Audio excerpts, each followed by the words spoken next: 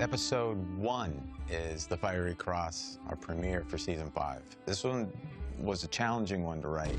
The opening of the book, Fiery Cross, a lot happens over the course of a day. But I think we did a pretty good job.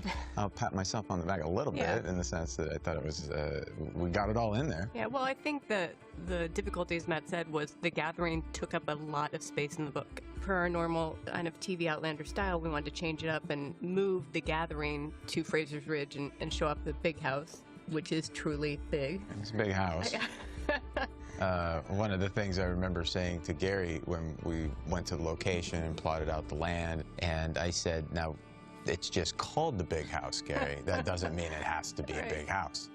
And then he let that go in one ear and right out the other, and it became a big house. But it's magnificent. I mean, it is a beautiful house. It's beautiful, and the land we found is so gorgeous, and some of the tracking shots we used and see it established is pretty amazing. One of the things that is really special about Outlander is that we can show people in character moments being a family and being a community, and we wanted to actually show that. It's just not always bad times. You know, you have to show some of the good times to balance out the drama. So we wanted to have a big wedding, and Roger and Bree getting married, and we wanted to have the whole family there. It was the way of making the gathering more about the wedding than the gathering. The idea of seeing Jamie back in his kilt is something we've talked about a lot since last season, season 4. When does Jamie put his kilt back on? And it kind of became a thing that it had to be a momentous moment. We didn't do it originally like it was in the book at River Run, but we were trying to find the perfect time for him to put on his kilt. We wanted to make it a moment. I think that was the key. And you want to build the anticipation of, it's his daughter's wedding, why isn't he wearing his kilt?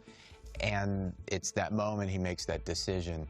If Tryon wants a Scot, I'll give him a Scot. And what's more Scottish than putting on his plaid and his kilt, walking out and showing the redcoats there, but also all the other families. And as he says in his speech, we're not clan, we're not family, but... If the time comes, you will all stand by my side.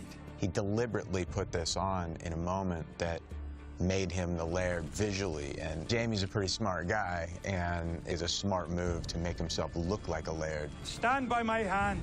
Brought the guys right in, so. Well, also, I feel like in season 4, there was this idea of trying to assimilate into this new country. And you never leave your Scottishness behind, but still trying to kind of start a life anew. And this seemed like a fitting way. I do think the actors missed it. I think certainly Sam was very excited to put it back on. Oh, yeah, we had to tear it off of him. Yeah, exactly. He wears it to bed, of course. Yeah. We talked a lot about opening the season and where Jamie and Roger would be in terms of their relationship, and where we left them, you know, Jamie's still very upset with Roger about how he came back to Brianna, because obviously he chose to come back, but he didn't do it immediately, and that is the problem. And as a dad, you want whoever your daughter's going to be with to stand up, and Jamie feels like Roger didn't stand up in the right way, that he did not immediately come back and say, I don't care if the child couldn't be mine, I don't care, I love her. But you did come back, and that's all that matters. Just tell him that. I think the funny thing in the underlying current is they both kind of like each other. Captain Roger Mackenzie. Captain. But this thing got in the way, and sometimes, you know, in families, things get in the way, and you don't just move them out of the way, then be friends again. You let it fester and grow, but that makes good drama sometimes. It does. Yeah.